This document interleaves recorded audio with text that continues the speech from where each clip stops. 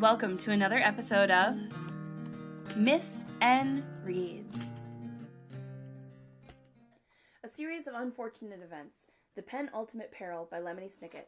Chapter 5. When the elevator reached the 6th story, Klaus bade goodbye to Violet and stepped out into a long, empty hallway. The hallway was lined with numbered doors, odd numbers on one side and even numbers on the other, and large ornamental vases, too large to hold flowers and too small to hold spies. On the floor was a smooth gray carpet that muffled each of the middle Baudelaire's uncertain steps. Although Klaus had never set foot in the Hotel Denouement before today, walking down the hallway gave him a familiar feeling. It was the feeling he had whenever he entered a library with an important problem to solve, suspecting that somewhere within the library's collection of books was the perfect answer to whatever question he was foremost on his mind. He had this feeling when he and his siblings were living just off Lousy Lane, and he solved the murder of Uncle Monty with crucial information he had discovered in a herpetological library. He had this feeling when he and his siblings were deep in the ocean, and he managed to dilute the poison infecting Sonny by finding a significant fact in a mycological library belonging to Fiona, a young woman who had broken Klaus's heart. And as he stood in the hallway gazing at all of the numbered doors that stretched out as far as his eyes could see, Klaus Baudelaire had the feeling again. Hidden somewhere in this hotel, he was sure, was something or someone that could answer all the Baudelaire's questions, solve all of the Baudelaire's mysteries, and put an end at last to all the Baudelaire's woes. It was as if he could hear this answer calling to him, like a baby crying at the bottom of a damp well, or an alarm clock ringing underneath a heap of damp blankets. Without a catalogue, however, Klaus had no idea where such a solution might be, so he made his way toward the concierge errand in room 674, hoping that whatever he would observe as a flaneur might bring him closer to unraveling the Baudelaire's list of misfortunes. When he stopped in front of the numbered door, however, it appeared that he was only adding another misfortune to this woeful list. Smoke was pouring out of the gap between the door and the floor, spreading out across the hallway like a sinister stain. "Hello?" Klaus called, knocking on the door. "Hello yourself," called back a voice that sounded slightly familiar and utterly unconcerned. "Are you one of those concertinas?" "I'm a concierge," Klaus said, not bothering to explain that a concertina is a kind of accordion. "Can I be of assistance?" "Of course you can be of assistance," the voice called back. "That's why I rang for you. Enter at once." Klaus, of course, did not want to enter a room that was filled with smoke, but working, even for the purposes of secretly observing the mysteries of a hotel, usually means doing things that you do not want to do. So the middle Baudelaire opened the door, releasing an enormous amount of smoke into the hallway, and took a few hesitant steps into the room. Through the smoke, he could see a short figure, dressed in a suit of shiny green cloth, standing at the far end of the room, facing the window. Behind his back, he held a cigar that was clearly responsible for all the smoke wafting past Klaus into the hallway. But Klaus did not care about the smoke. He hardly even noticed it. He merely stared in dismay at the person standing at the window, a person he had hoped he would never see again. You've probably heard the tiresome expression, "it's a small world," which people use to explain a coincidence. For instance, if you walk into an Italian restaurant and encounter a waiter you recognize, the waiter might cry, "It's a small world," as if it were unavoidable that the two of you would be at the same restaurant at the same time. But if you've ever taken the shortest of walks, you know the truth of the matter. It is not a small world. It is a large world, and there are Italian restaurants sprinkled all over it, employing waiters who have crucial messages for you, and waiters who are trying to make sure you never receive them. And these pairs of waiters are engaged in an argument that began many years ago, when you were so young that it was not safe to feed you even the softest of noci. The world is not a small, but enormous, and Klaus had hoped that this enormous world was big enough that a guest of the Hotel Denouement, employed in the lumber industry and staying in room 674, would not be the horrid man who had employed him and his sisters at Lucky Smell's lumber mill. During their dreadful stay in Poultryville, the Baudelaires never saw the man's face, which was always covered by a cloud of smoke from his cigar, and they never learned the man's real name, which was so difficult to pronounce that he made everyone call him Sir.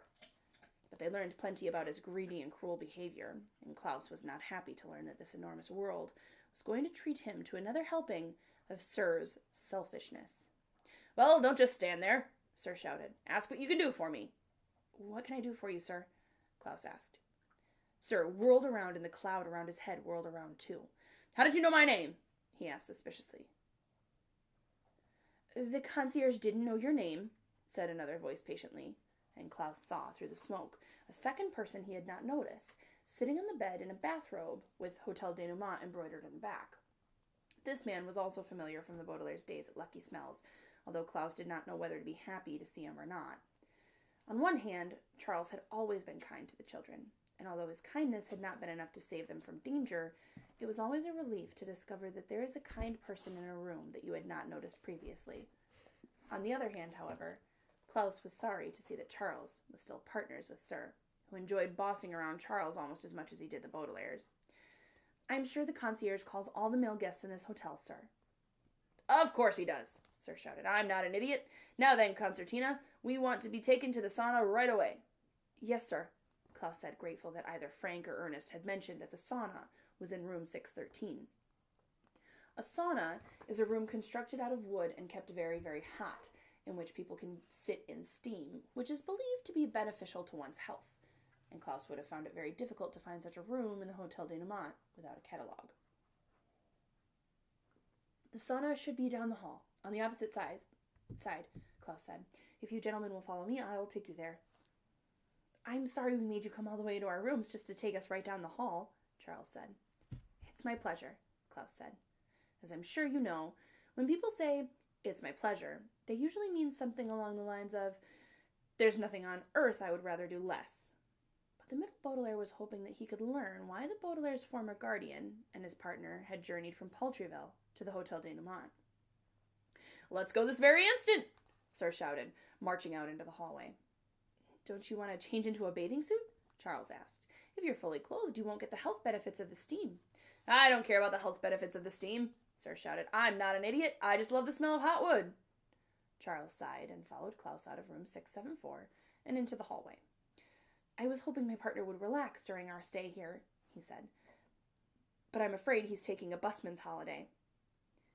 Busman's holiday is an expression which refers to when people do the same thing on vacation that they do in their everyday lives, such as plumbers who visit the Museum of Sinks, or villains who disguise themselves even on their days off. But Klaus could not believe that these two men were merely vacationing in the Hotel Denouement just 2 days before VFD was to gather. "Are you here on business?" he asked, hoping that Charles would keep talking as they approached the sauna. "Don't tell that concertina anything," Sir cried, continuing to use the word for accordion instead of the word for hotel employee. "He's supposed to be in our beck and call, not nosing around in our business like a spy." "Forgive me, sir," Klaus said, as calmly as he could. "We arrived at the sauna." Sure enough, Klaus, Sir, and Charles had arrived at room 613, which had a mass of steam pouring out of the gap between the door and the floor, like a mirror image of Sir's cigar smoke pouring out of room 674. You can wait outside, Concertina," said Sir. "We'll shout for you when we're ready to be escorted back to our room." "We don't need to be escorted," Charles said timidly, opening the door. Inside, Klaus could see nothing but a mass of whirling steam. "It's just down the hallway. I'm sure the concierge has enough to do without waiting around for us." "But someone has to hold my cigar," Sir shouted. "I can't walk into a room full of steam with a head full of smoke. I'm not an idiot." "Of course not," Charles said with a sigh, and walked into the sauna. Sir handed Klaus the cigar and strode into the sauna before the cloud of smoke around his head could clear. Behind him, the door started to close, but Klaus thought quickly and stuck out his foot. The door remained open, just a crack, and as quietly as he could, he swung the door back open and slipped inside, pausing to balance Sir's cigar on the rim of one of the ornamental vases. As he suspected, the steam was so thick inside the sauna that he could not see Sir or his partner, which meant the Paltryville citizens could not see him either. While they sat and talked in the heated room, it was a flaneur's perfect opportunity to eavesdrop on a private conversation. "I wish you could be more polite," Charles said, his voice drifting through the steam. There was no reason to accuse that concierge of being a spy. I was just trying to be cautious, Sir said gruffly, a word which here means in a tone that indicated he had no intention of being more polite. Klaus heard the crinkle of his shiny suit and imagined that the lumbermill owner was shrugging. You're the one who said enemies might be lurking in this hotel? That's what I was told in the letter I received, Charles said. According to J.S., we must be very cautious if we want to find the Baudelaires. Klaus was grateful that his amazed expression was hidden in esteem. The middle Baudelaire could not imagine why the mysterious impostor J.S. was helping Charles find him and his sisters. And if it had not been so hot in the sauna, he would have broken out in a very cold sweat. A phrase which here means felt very nervous about the conversation he was observing. I don't want to find the Baudelaires, Sir said. Those orphans were nothing but trouble for the lumber mill. They weren't the cause for the trouble, Charles said. Count Olaf was. Don't you remember? Of course I remember, Sir cried. I'm not an idiot. Count Olaf disguised himself as a rather attractive young lady and worked with that sinister hypnotist to cause accidents in my mill. If the Baudelaires didn't have that fortune waiting for them in the bank, Olaf would never have done all that mischief. It's the orphans' fault. I suppose you're right, Charles said, but I still would like to find them. According to the Daily Punctilio, the Baudelaires are in a heap of trouble. According to the Daily Punctilio, Sir said, the Baudelaires are murderers. For all we know, that bookworm with the eyeglasses could sneak up on us right here in the hotel and kill us to death. The children aren't going to murder us, Charles said, although after their experiences at Lucky Smells, I could hardly blame them. In fact, if I manage to find them, the first thing I'm going to do is give them my sincere apologies.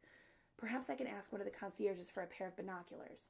J.S. said they might be arriving by submarine, so I could watch for a periscope rising from the sea. I wish our room had a view of the pond instead, Sir said. When I'm done with a cigar, I like to drop the butt into a calm body of water and watch the pretty ripples. I'm not sure that would be good for the pond, Charles said. What do I care about the pond? Sir demanded. I have better things to do than worry about the environment. The finite forest is running low on trees, so business is bad for the lumber mill. The last big order we had was for building that horseradish factory, and that was a very long time ago. I'm hoping Thursday's cocktail party will be an excellent opportunity to do some business. After all, if it weren't for my lumber, this hotel wouldn't even exist. I remember, Charles said. We had to deliver the lumber in the middle of the night. But, sir, you told me you never heard from that organization again. I didn't, Sir said, until now. You're not the only one who gets notes from this fellow J.S. I'm invited to a party he's hosted on Thursday night, and he said I should bring all my valuables. That must mean plenty of rich people will be there, rich people who might want to buy some lumber. Perhaps if the lumber mill becomes more successful, Charles said, we could pay our employees with money instead of just gum and coupons? Don't be an idiot, Sir said. Gum and coupons is a fair deal. If you spent less time reading and more time thinking about lumber, you'd care more about money and less about people. There's nothing wrong with caring about people, Charles said quietly. I care about you, sir, and I care about the Baudelaires. If what J.S. wrote is true, then their parents... Excuse me. The door of the Swana swung open, and Klaus saw a tall, dim figure step into the steam. Is that my concertina? Sir barked. I told you to wait outside. No, I'm one of the managers of the hotel, said either Frank or Ernest. We do have a concertina available in room 786 if you're interested in musical instruments. I'm sorry to interrupt your afternoon, but I'm afraid I must ask all guests to vacate the sauna. A situation has arisen that requires the use of this room if you are interested in steam. There's quite a bit of it in room... I don't care about steam, cried Sir. I just like the smell of hot wood. Where else can I smell hot wood except in the sauna? Room 547 is dedicated to organic chemistry, replied the manager. There are all sorts of smelly things there. Klaus quickly opened the sauna door and pretended to walk inside. I'd be happy to take our guests to room 547, he said, hoping to observe the rest of Sir and Charles' conversations. No, the manager said. You're needed here, concierge. By a strange coincidence, there happens to be a chemist standing in the hallway who would be happy to escort these two gentlemen. Oh, all right, Sir said, and stomped out of the sauna, where a figure stood in a long white coat and a mask, such as surgeons or chemists wear over their noses and mouths.